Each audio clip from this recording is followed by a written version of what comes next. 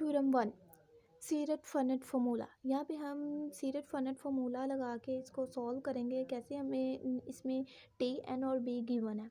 If T N B is the moving orthogonal triad, अगर ये तीनों एक दूसरे के ऑर्थोगोनल हों of unit vector at point P of a space curve gamma. यहाँ पे हमारे पास एक स्पेस कर्व है, उस पर हमारे पास पॉइंट पी है और तीन हमारे पास T N B moving orthogonal triad है, मतलब ये तीनों एक दूसरे के ऑर्थोगोनल हैं। तो हम यहाँ पे प्रूफ क्या करना है, d T over D S is equal to k n, d B over D S is equal to tau B minus के t and d B over D S is equal to minus tau n. ये हमने तीन condition इस पर prove करनी है। सबसे पहले हम प्रूव करेंगे फर्स्ट कंडीशन को। अब यहाँ पे चूँकि हमने फाइंड करना है d T over D S, हमारे पास लेफ्ट साइड है तो हमें चाहिए टी, तो हम टी से इसको स्टार्ट करेंगे। We know that T dot T is equal to 1। अगर हम टी के साथ डॉट प्रोडक्ट लेते हैं तो हमारे पास आंसर आता है 1 के, where T is the unit vector. T हमारे पास एक यूनिट वेक्टर जो कि इक्वल होता है हमारे पास आर प्राइम के। अब हम क्या करेंगे, हमें टी का डेरिवेटिव चाहिए, तो हम इसको डिफ्रेंशिएट करेंगे with respect to S on both sides of the above equation. अब अगर हम इसको डिफ्रेंशिएट करेंगे तो यहाँ पे हमारे पास चूँकि इनके दरमियान डॉट है तो यहाँ पे प्रोडक्ट रूल लगेगा। प्रोडक्ट रूल कैसे लगेगा, first function as it is second का derivative plus second as it is first का डेरिवेटिव इज इक्वल टू 0, मतलब 1 कांस्टेंट है तो 1 का डेरिवेटिव 0। तो यहाँ पे ये दोनों टर्म्स हमारे पास सेम है, तो 2 T prime is equal to 0 हमारे पास आंसर आ जाएगा। 2 यहाँ पे 0 से डिवाइड होकर 0 हो जाएगा, तो हमारे पास आंसर क्या आ जाएगा, T dot T prime is equal to 0। This equation shows that जब हमारे पास एक टर्म होती है और साथ उसका डेरिवेटिव और उन दोनों का डॉट प्रोडक्ट 0 होता है, तो इसका मतलब वो दोनों टर्म्स एक दूसरे के परपेंडिकुलर है। चूँकि हमारे पास अगर दो टर्म्स परपेंडिकुलर होगी तो ही उनका डॉट प्रोडक्ट 0 आएगा, क्योंकि हमारे पास जो डॉट प्रोडक्ट है वो होता है फर्स्ट टर्म का मैग्नीट्यूड इंटू सेकंड टर्म का magnitude into cos of theta. अगर कॉज हमारे पास थीटा यहाँ पे 90 आ जाएगा तो कोस जो हमारे पास 90 होता है वही हमारे पास 0 के इक्वल आता है, और तभी हमारे पास डॉट प्रोडक्ट 0 के इक्वल आता है अगर वो परपेंडिकुलर हो। तो अगर ये हमारे पास परपेंडिकुलर है तो हमारे पास टी प्राइम एक्चुअली में क्या है, d T over D S, ये हमारे पास ऑसिलेटिंग प्लेन में लाई करता है। तो हमने आगे फाइंड क्या करना था, हमने फाइंड करना था d T over D s, और ये हमारे पास d T over D s की वैल्यू आई है। So t prime is along n, t prime हम अगर एन के अलोंग ले रहे हैं, ऑसिलेटिंग प्लेन में हमारे पास टी एन के अलोंग ही होता है, बिकॉज हमारे पास टी टेंजेंट और नॉर्मल जब एक दूसरे के परपेंडिकुलर होते हैं तो वो हमारे पास ऑसिलेटिंग प्लेन होता है, बिकॉज इट लाइज टी। तो D T over D S हमारे पास किसके इक्वल हो जाएगा, plus minus more D T over D S dot N. T और एन का जो हमारे पास डॉट प्रोडक्ट होता है वो हमारे पास क्या होता है, ऑसिलेटिंग प्लेन के अंदर।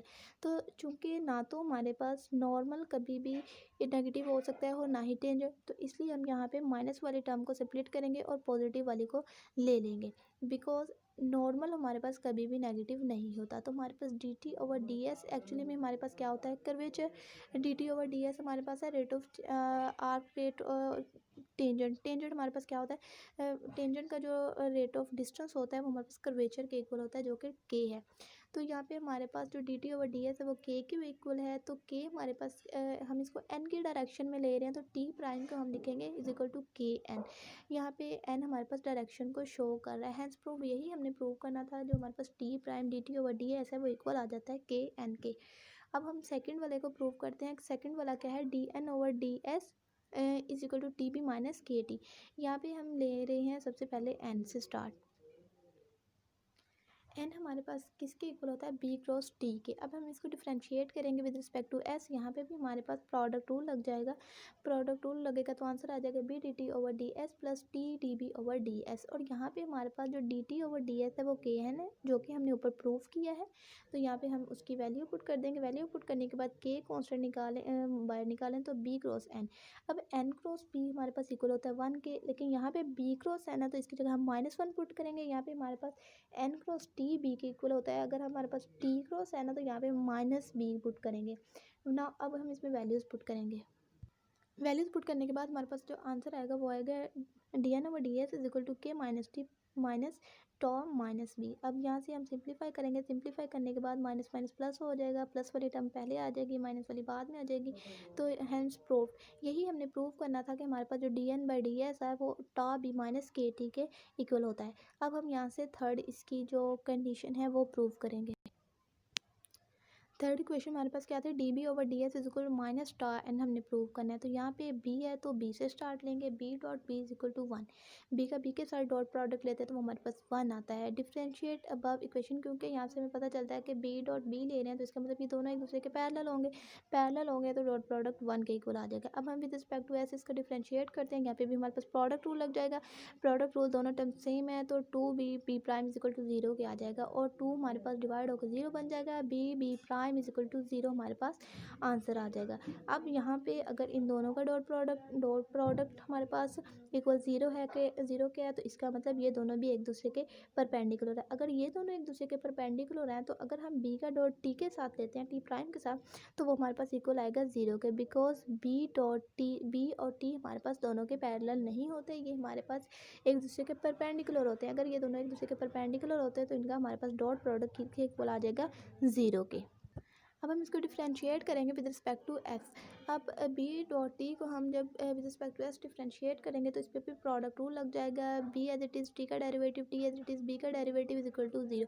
अब यहाँ पे हमें पता है कि हमारे पास जो टी है वो इक्वल होता है के एन के, तो यहाँ पे हम इसकी वैल्यू पुट करेंगे, के को अगर हम बाहर निकालें तो बी डॉट एन आ जाएगा, बी डॉट एन चूँकि हमारे पास बी डॉट बी तो पैरेलल होता है लेकिन बी डॉट एन पैरेलल नहीं होता, परपेंडिकुलर होता है, तो इनका आंसर हमारे पास क्या आ जाएगा 0। यहाँ पे हमारे पास इक्वेशन क्या बचेगी, T B prime is equal to 0। अब इन दोनों का जो डॉट है वो भी 0 को इक्वल है तो इसका मतलब ये हमारे पास एक दूसरे के परपेंडिकुलर है।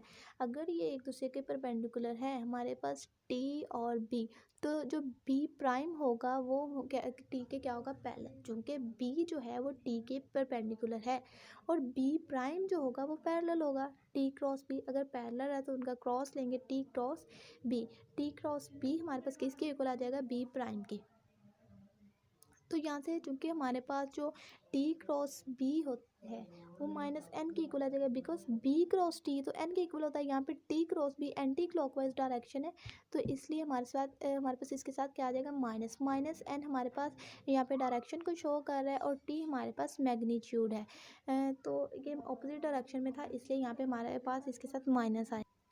तो यहाँ पे बी प्राइम किसके इक्वल होता है एक्चुअली में D B over D F के, जो कि हमारे पास इक्वल आ गया है माइनस टॉ एन के। यही हमने प्रूव करना था कि D B over D S हमारे पास इक्वल होता है माइनस टॉ एन के।